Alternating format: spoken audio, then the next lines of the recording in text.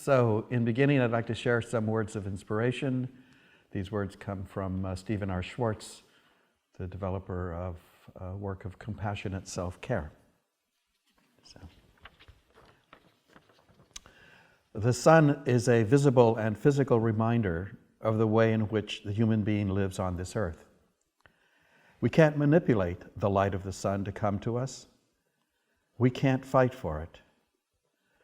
We don't have to deserve it. There's nothing about our relationship to the sun, in essence, which is under our control, except our willingness to be with it and to accept the gift to us. And so it is at a subtle level. There is a radiant source to all of life. There is a silent and unseen source, and from its rays and through its rays and in its rays we live.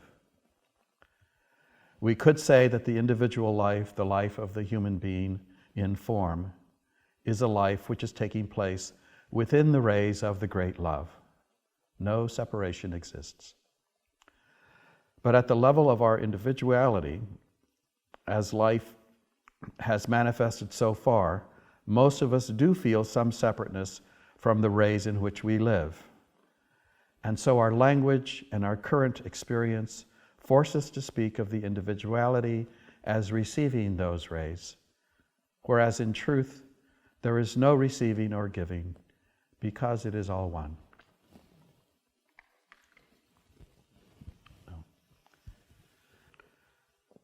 So the essence of those words that speak to me is around this notion that there is some sense of life, some feeling, an energy, a force, the rays that exist on a subtle level.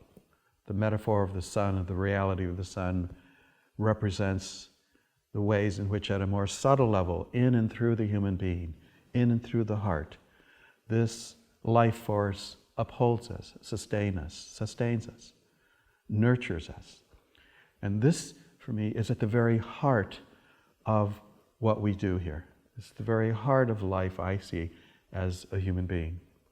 And this work, this gathering, is aimed at awakening to, recognizing, exploring, feeling, cultivating this life source as it moves in and through us and between us as human beings, and between us and the totality of life, the natural world.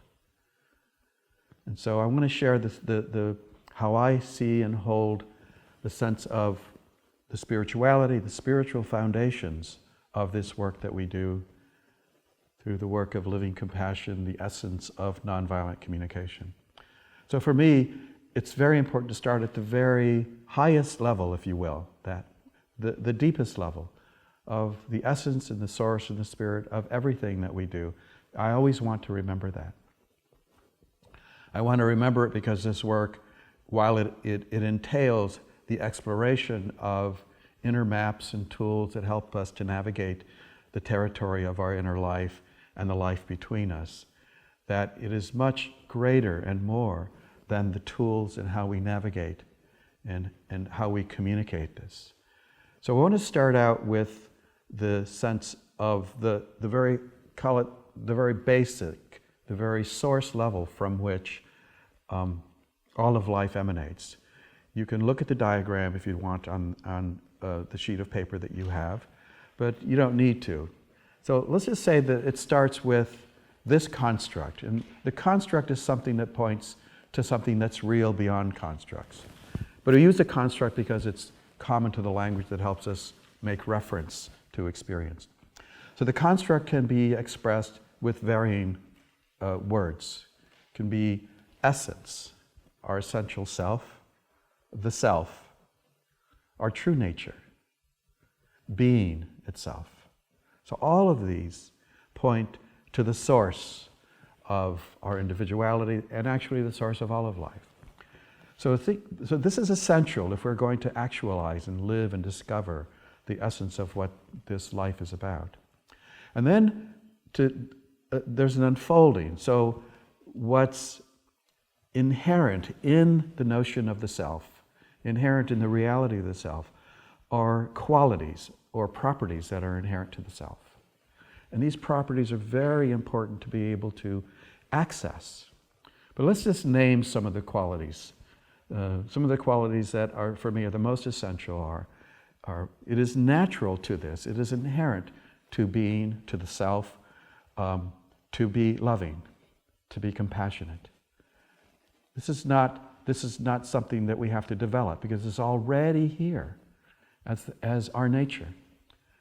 Another aspect of our nature is that it is free, it is unbounded. The nature of who we are is absolutely free. Another element is that this source of who we are generates life force. It generates the basic life current that moves in and through us and between us as human beings. And one of the ways that this life force, as it's generated, that manifests in life, is through the quality of creativity.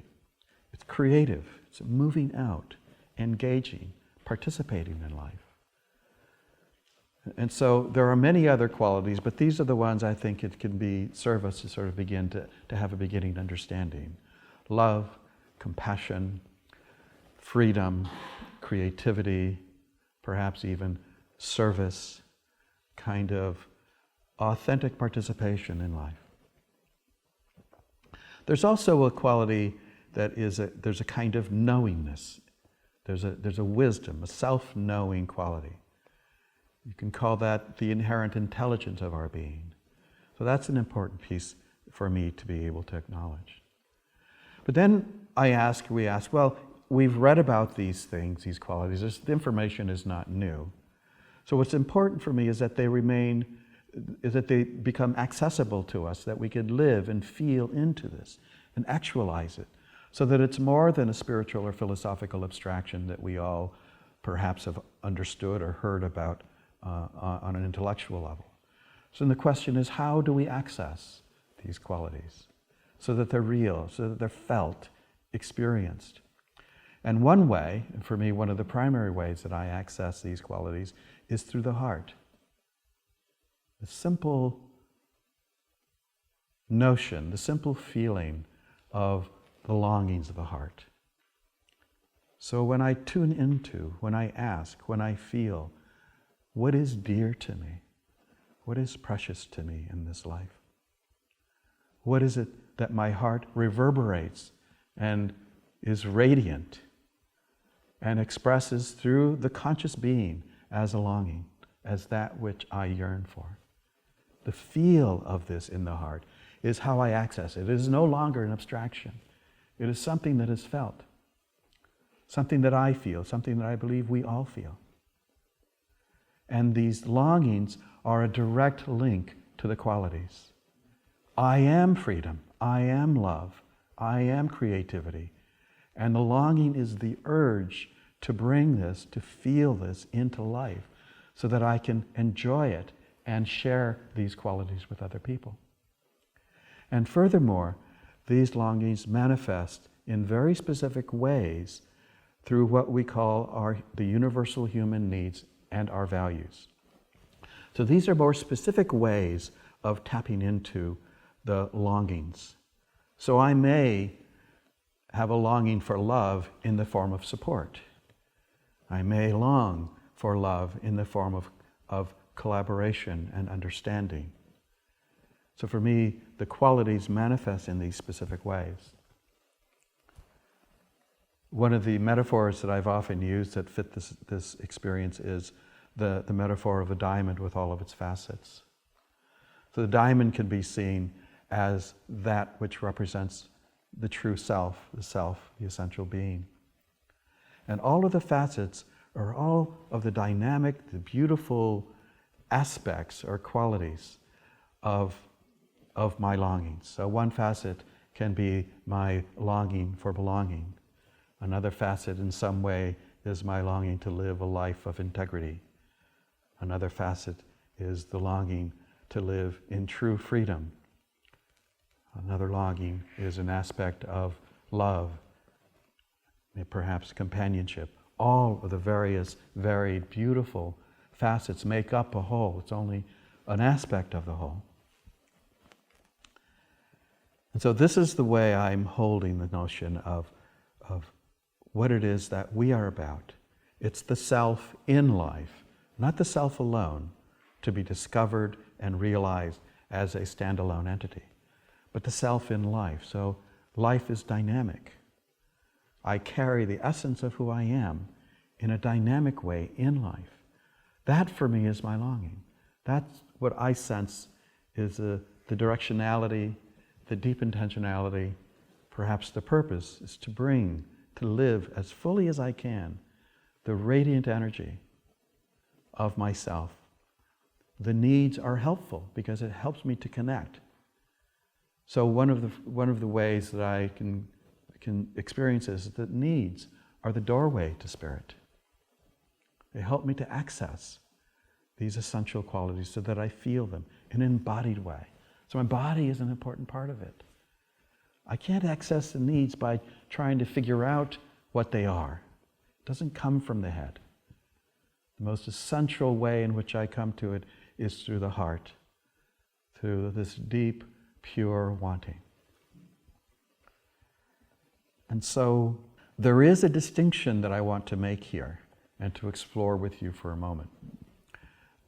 Because what I'm sharing with you, I think, can bring up inquiries or possibilities or how we can explore this dimension of our being with each other and between each other. So one of the distinctions that I found to be very important, and I'm using this language as I'm ascribing the meaning to this language, isn't necessarily what we would find in the commonly understood words. So I use the word yearning and longing of the heart synonymously. And then I distinguish longing and yearning from seeking. And here's what I mean by that. Longing is something that a quality that goes into the heart, touching the quality of what it is I want to live. It is the feel of what I want to live in life. Seeking generally goes into the head, projecting into the future, seeking a particular outcome, a particular behavior, a particular result, a strategy of how I perhaps want to actualize what it is I long for. And when I seek, because it goes into the head, it often is connected to a particular kind of energy or feeling tone. It often is connected to the sense of lack or deficiency. I'm seeking something out there because I feel a lack in here. And so the dynamic of seeking draws me into an outer sort of outcome generated from a sense of felt lack or deficiency. And somehow that manifests, sometimes it manifests as a kind of feeling or energy of, I must have this. This is important to me, this outcome. And this energy can be described as the sense of urgency, desperation, perhaps generated by fear. If I don't get this, then something bad will happen, something wrong. So these are some of the characteristics of seeking outcome into the future. It doesn't mean that the longings that I feel won't draw me or are not connected to life, to an outcome in life. They do, but they do it in a different way. They emanate from the heart, and my action is motivated by this energetic quality of what I find so dear. So what I'd like to do is to invite you into a little bit of an experiment and experience with this distinction between longing and seeking. So I'd like to invite each person to bring your attention, perhaps, to a life experience. Maybe identify something that we'll start out with the seeking. Can you identify something in your life, perhaps, some outcome, some result that is important to you, and focus on the result or the outcome. And let's just take a look at how, if at all, you might be engaging in this in a way in which you are seeking an outcome. And we'll start with that. Sort of like to each person, if you need to close your eyes, you can do that. But think of something in your life that is important to you, that has a degree of importance. Perhaps it's in a relationship. Perhaps it's in the larger scope of life. Perhaps it's in your individual life. So bring this to your attention. You're seeking an outcome.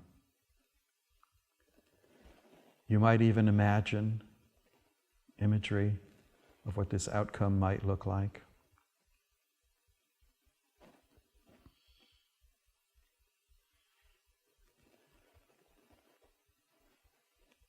And as you are connecting to this desire, this outcome, this result, notice the feeling tone in the body, the emotion.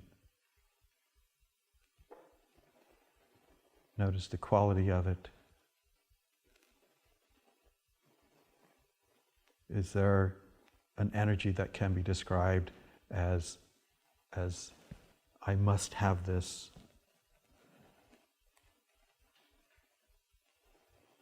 Is there a felt sense of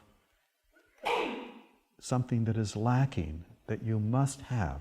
Just to check, it might not be there. And notice if there is a thought or a story in this energy. And notice if there's thoughts or story that you're telling yourself about perhaps how important this is, any thoughts associated with it, whether it's going to happen or not happen. So just notice that.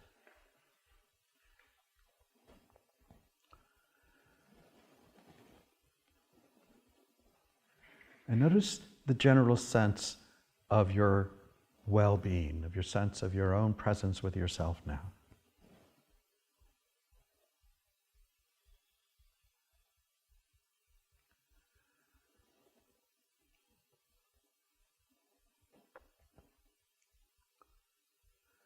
And then with this, I'd like to ask for a slight shift in your focus. Notice now, if this were to happen, or even what is the value that is generating this longing? What is the longing? By that I mean, what is the quality, the felt quality, that would be supported and served? And the felt quality, sometimes it's valuable to actually name it.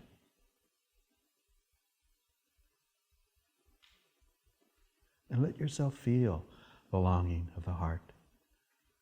Let yourself loosen any sense of any holding so that there is more of a relaxed and vulnerable feeling with yourself and with your heart right now.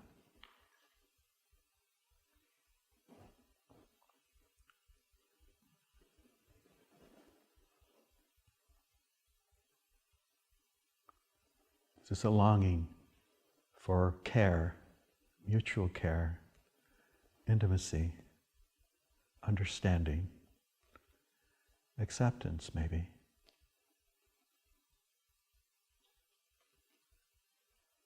Is it a longing for well-being and wholeness?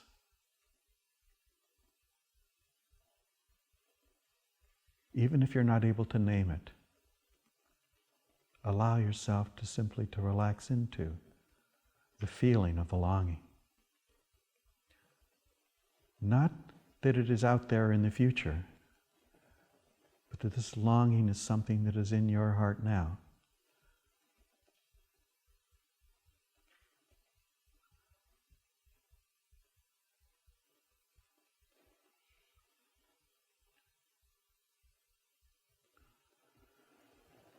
And even now, as you explore the quality, the touching of the longing, you notice if there's something else arises within you.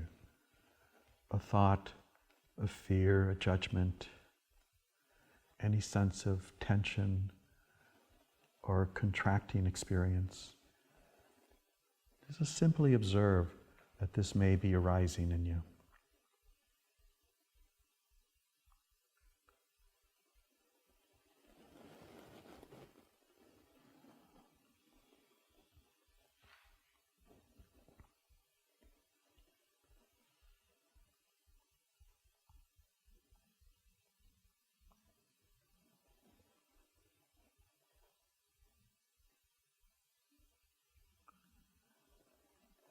And if you're able to have a sense, a feeling sense of this quality of longing, yearning, just through the body, through the heart, something that is felt.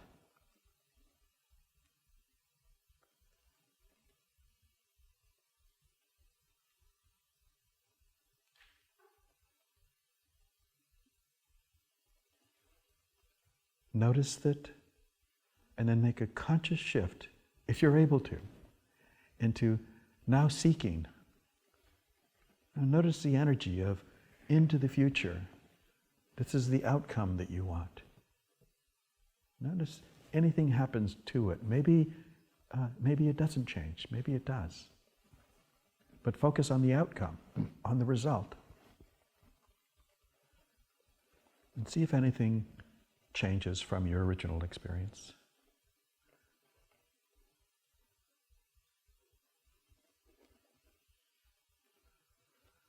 And then perhaps the outcome that you want, whatever it might be, the various forms that it might show up in, within the outcome, can you sense the quality that is imbued in the outcome?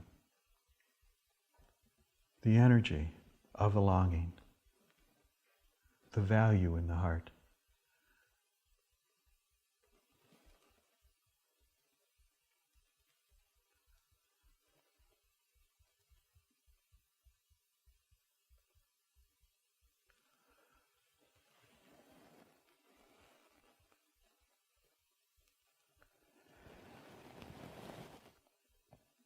Okay, thank you. Okay. I'd like to invite anyone who's moved to share your experience or whatever emerged from this exercise, for the benefit of the whole group, and I'd like to connect with you. So, anybody would like to share what you experienced?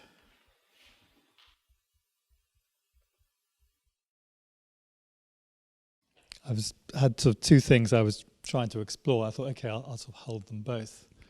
And the essence of it came to me was wholeness and completeness. And I suppose I've had enough experiences of sometimes feeling that I sort of could reconnect to it.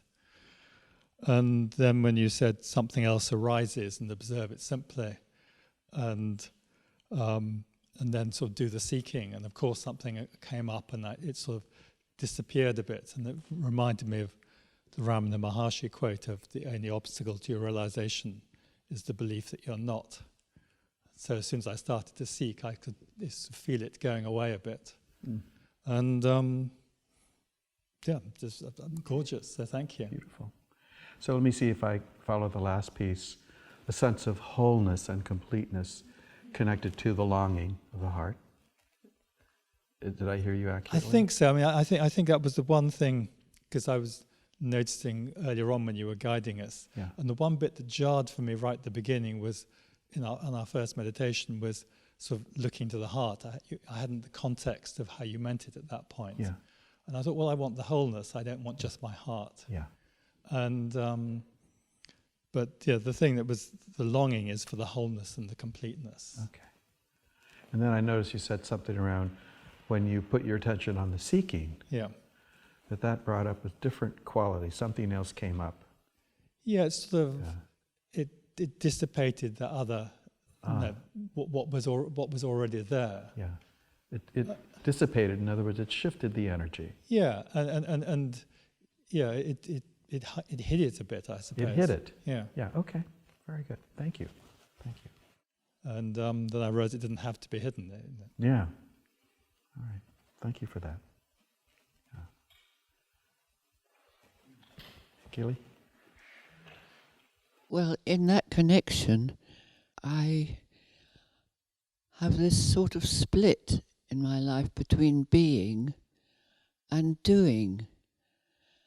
And this came up very clearly, trying to get myself ready, pack up to come here, because my longing was to come here and really be in a good state and able to take in what you say and be on time and all that, and actually to be here. And I started off like that, but the trouble is, when I'm enjoying being, I'm a bit sort of slow and dozy, and I got through half the day on Friday and realised that I hadn't got anything done much.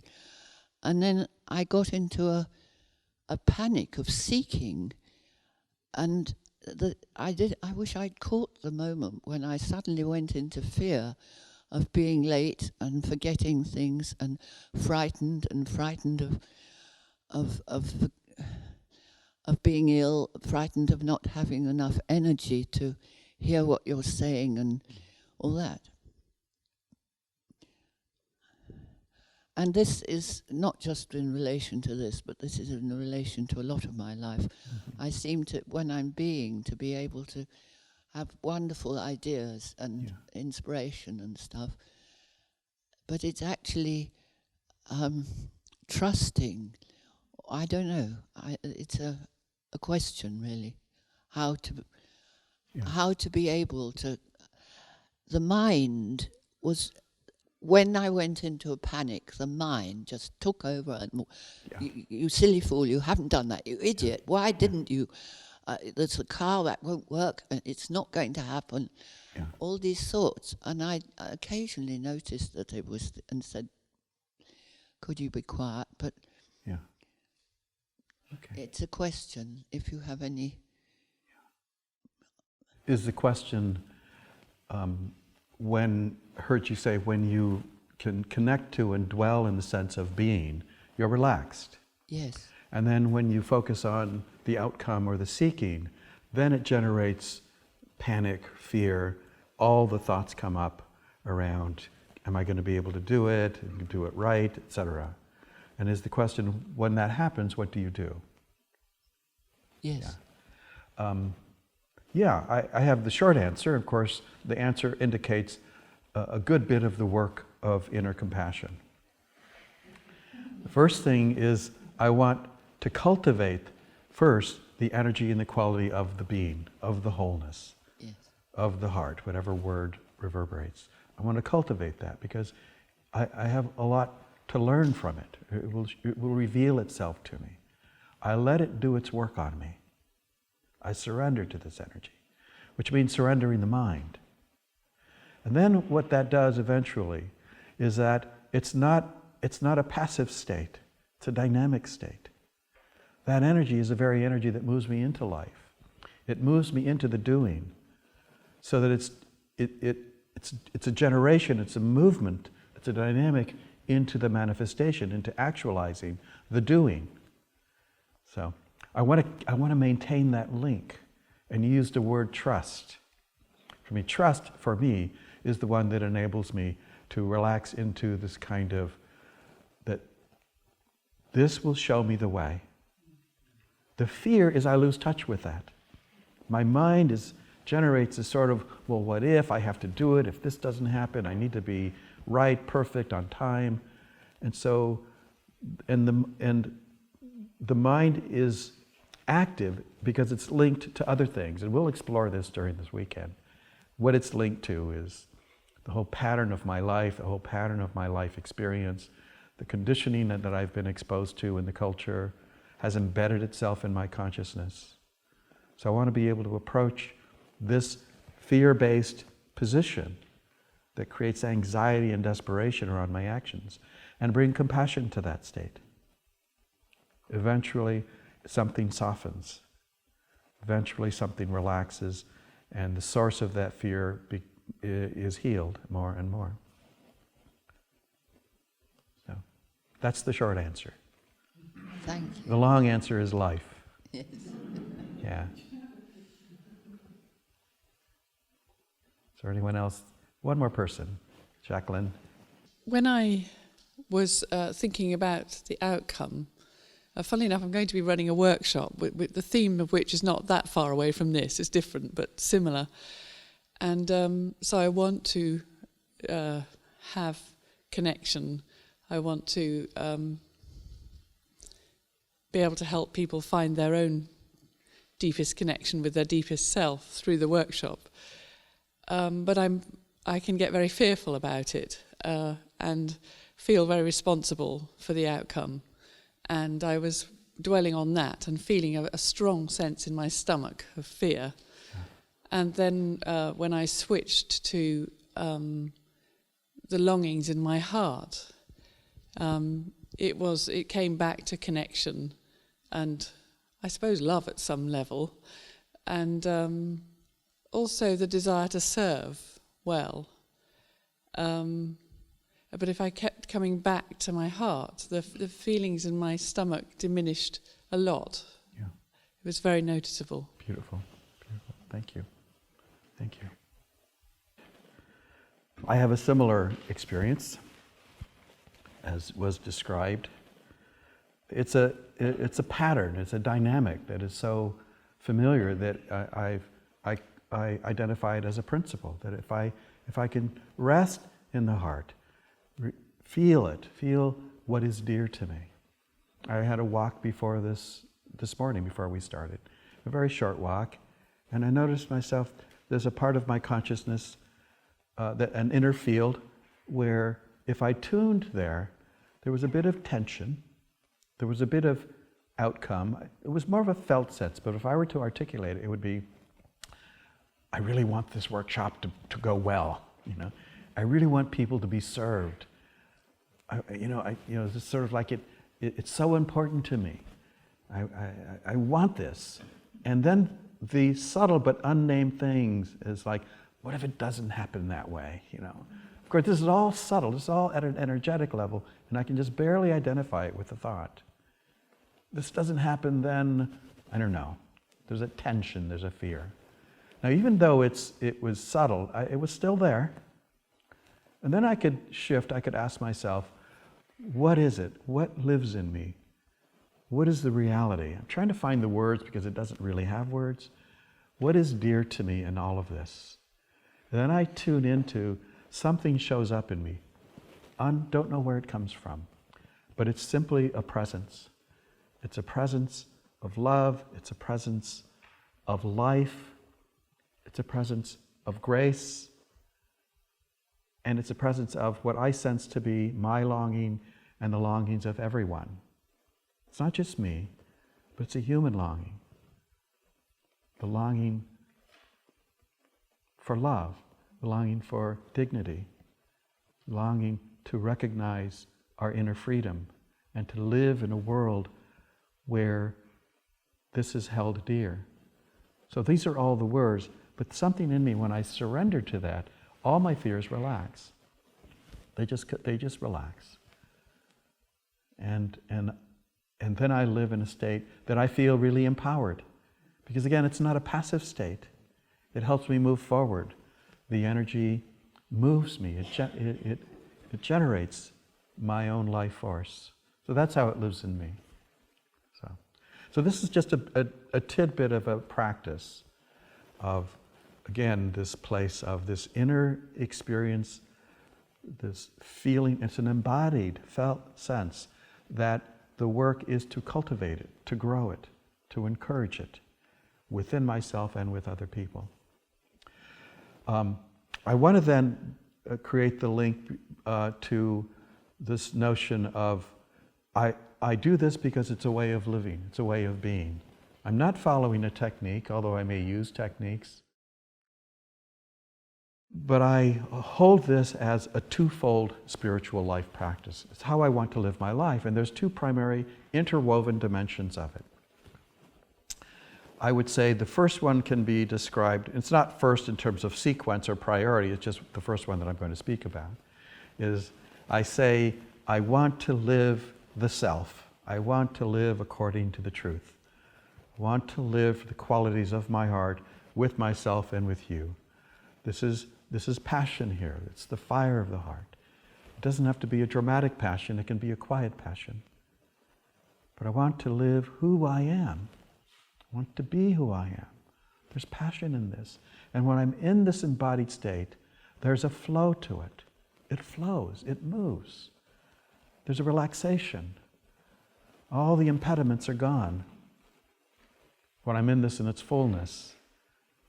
So this part of the spiritual life practice is I want to live in passion.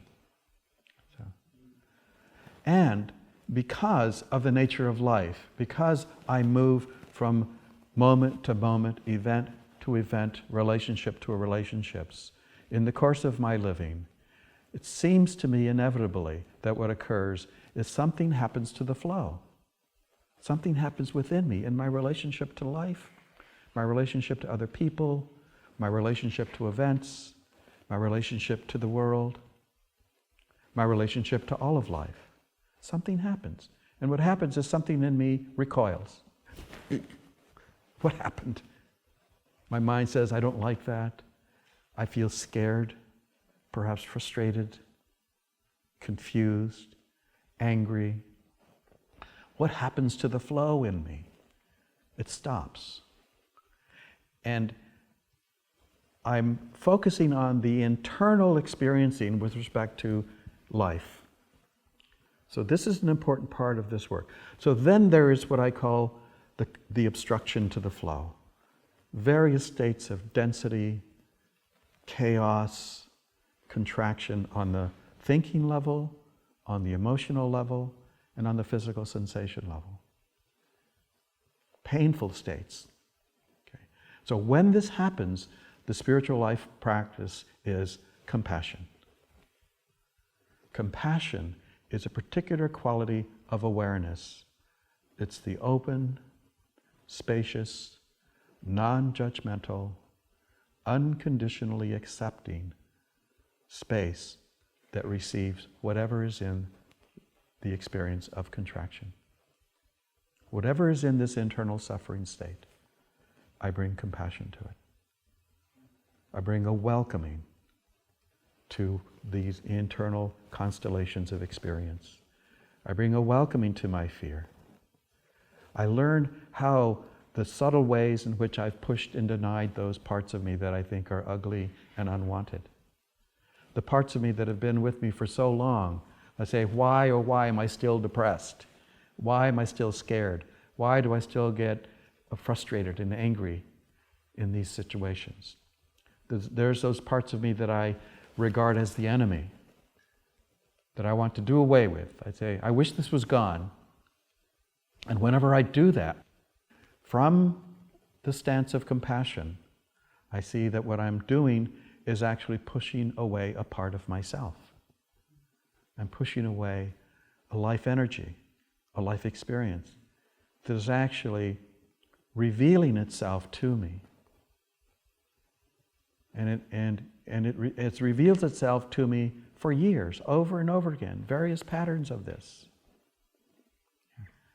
And so there is a turnaround, a shifting, a transformation in the way I approach this inner suffering state of contraction, fear, anger, withdrawal, confusion. And it may sound counterintuitive, perhaps, to a certain part of the mind. A certain part of the mind doesn't want to go towards that. So, whoa, what do you mean, go into the pain? Are you crazy? Are you masochistic? What does that mean? That part of the mind that protects and defends against vulnerable pain tries to maintain the stance of familiarity and apparent safety. I don't want to go there. It's too dangerous. I'll get lost in the pain. I'll appear weak to people. So I want to be attentive to that part of the mind and open to it and welcome all the different parts of me that I've pushed away. I'm just touching into it a little bit. We'll go into it at much greater depth throughout. But get a sense of, these are the only two things that I do. The simplicity of this practice for me is marvelous. I live in my life, I want to remember that. I want to be mindful and constantly, moment by moment, live into the passion of my life, live into what I truly care about, live into the life force, support it and sustain it, allow the flow. And whenever I meet the contractions, the obstructions to that internally, I bring care, openness, curiosity. I listen to those parts of me because I learned that they have a very important message for me. And as I open to that, what's revealed eventually is always, always, always the pain of an unfulfilled longing, the pain of not being seen, not being accepted, the pain of the restricted, of my wounded innocence. It's always there. And there is a beautiful life force that's liberated when compassion creates the space of the deep empathy to allow, to open to this internal space that a part of me previously has denied, run away from, pushed away. So it's a complete turnaround. This is the work of compassion and self-compassion. So the twofold spiritual practice is I want to live in my longing. I want to live in the flow of life. And bring compassion to those moments of myself and between me and other people where that isn't apparent, to restore the wholeness. So I wanted to put that out as a way to contextualize this work, that we remember, that we come back to an element of this. Perhaps it's interwoven.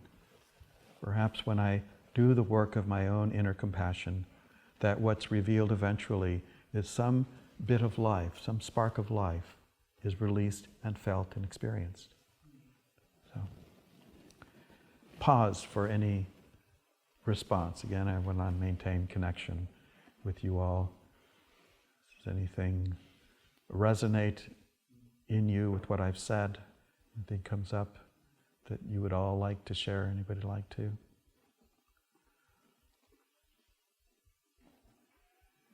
And I can. Yeah, I just had this very intense, grasping what you are saying.